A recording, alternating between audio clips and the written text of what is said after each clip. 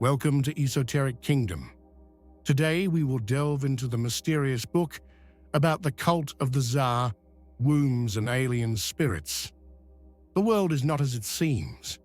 Beneath the surface of everyday reality, beyond the veil of reason and logic, there exists an ancient force that moves unseen, whispering in the dark corners of the human mind. It is a force that has been feared and revered, hidden and sought after, a force that is neither human nor divine, but something in between. It is the realm of the Tsar, the spirits that dwell within, that take hold of the soul and twist the fabric of the mind, shifting reality in ways that cannot be explained by mere superstition. To understand the Tsar, one must first understand the womb, the sacred vessel, the cosmic gateway through which all life enters this world. The womb is not just flesh and blood, it is a spiritual conduit, a liminal space between the seen and unseen. It is here that the spirits find their anchor, slipping through the cracks between worlds to bind themselves to the living. And for those afflicted, those whose bodies become vessels for these foreign intelligences, life is never truly their own again. The Tsar cult is ancient, older than the written word, older than the gods themselves. Its roots stretch through the sands of Ethiopia, Sudan, and Egypt, winding through the labyrinthine alleys of the Middle East, into the secret chambers of initiates who know the truth, that the human body is a battlefield, a contested space where unseen entities lay claim to the flesh. The Tsar are not mere ghosts. They are not the wandering souls of the dead, nor the jinn of desert myths.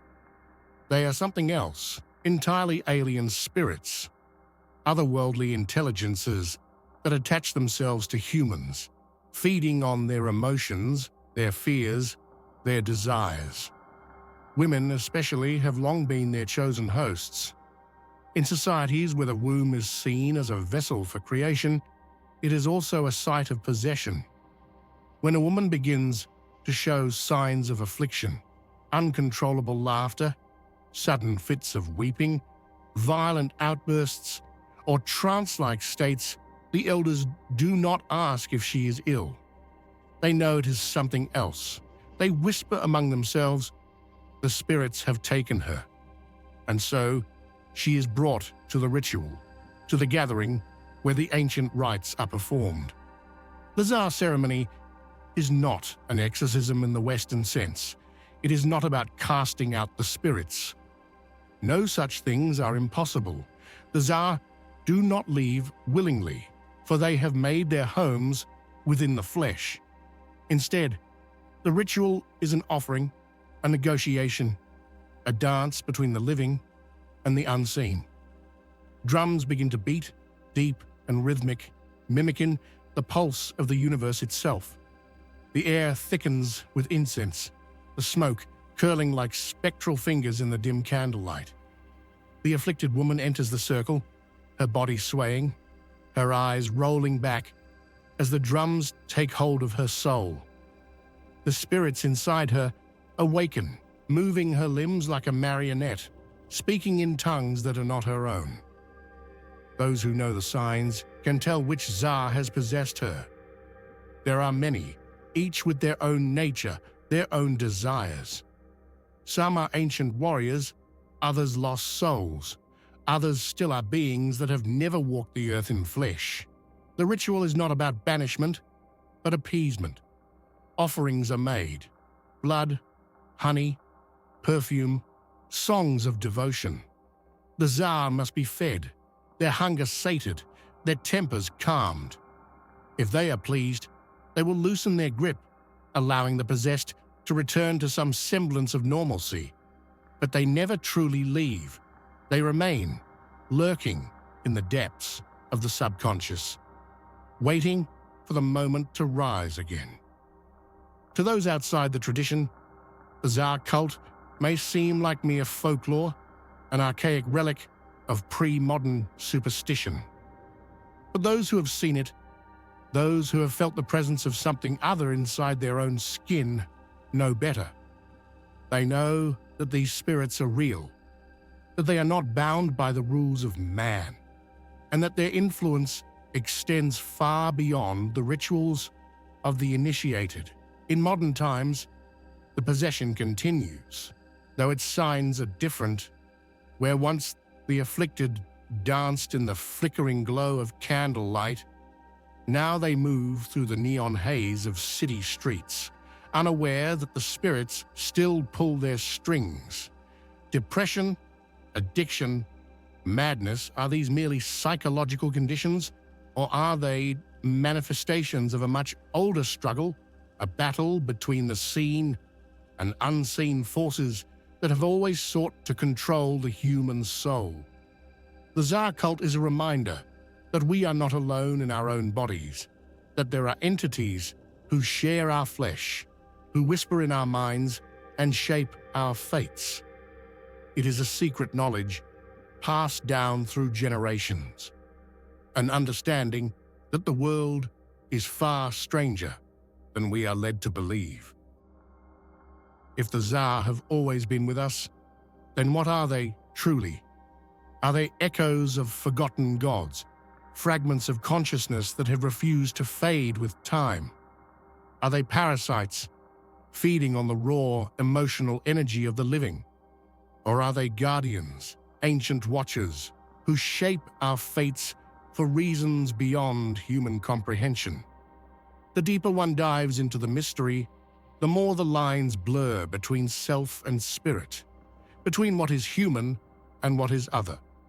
Some believe that the Tsar are not merely spirits of the dead, nor trickster jinn, but emissaries of something far greater, cosmic forces that move unseen, tethered to the very fabric of human existence.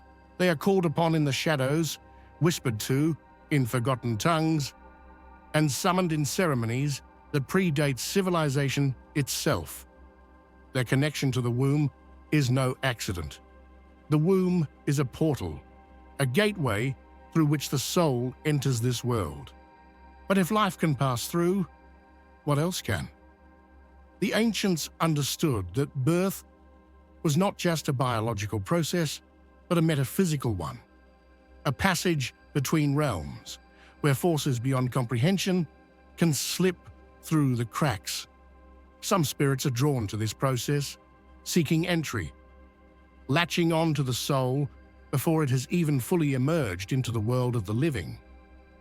Are the Tsar responsible for the inexplicable burdens some carry from birth? Unseen scars, phantom pains, instincts that have no earthly origin? Some say that a soul may enter the world already bound, already claimed by something that waits in the darkness between worlds.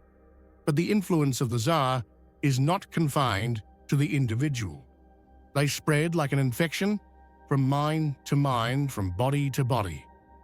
The ritual dances and incantations are not just acts of release, but of transmission. Those who watch, those who listen, those who open themselves to the rhythm of the drum may find themselves touched in ways they do not understand. What begins as mere curiosity becomes an invitation, and once the door is opened, it does not easily close. There are those who have felt this pull, who, in moments of weakness or ecstasy, have sensed something ancient stirring within them. A presence, a whisper, a hunger. It is no wonder that some refuse to speak of the Tsar, that knowledge of them is guarded, passed only through initiates who understand the price of such wisdom. To know them is to acknowledge their reality, and to acknowledge them is to invite them closer.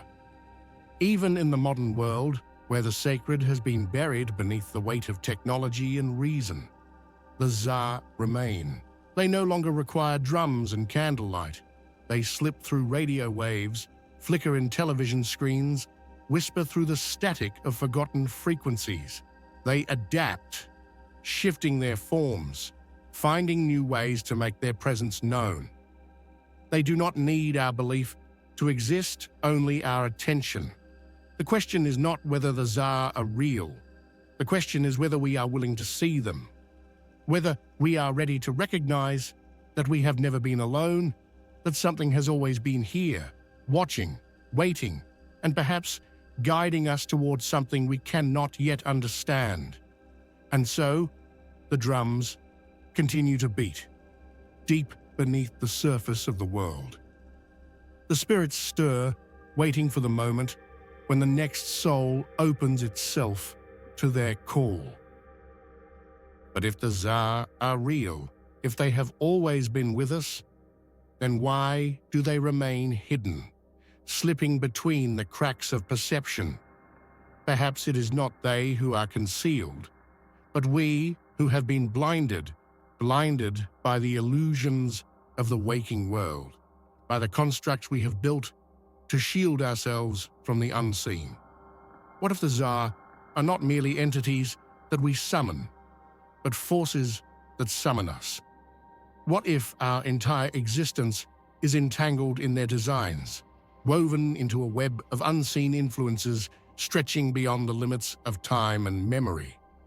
The rituals, the incantations, the rhythmic trances, these are not merely acts of invitation, but acts of alignment, keys that turn in locks we do not remember crafting.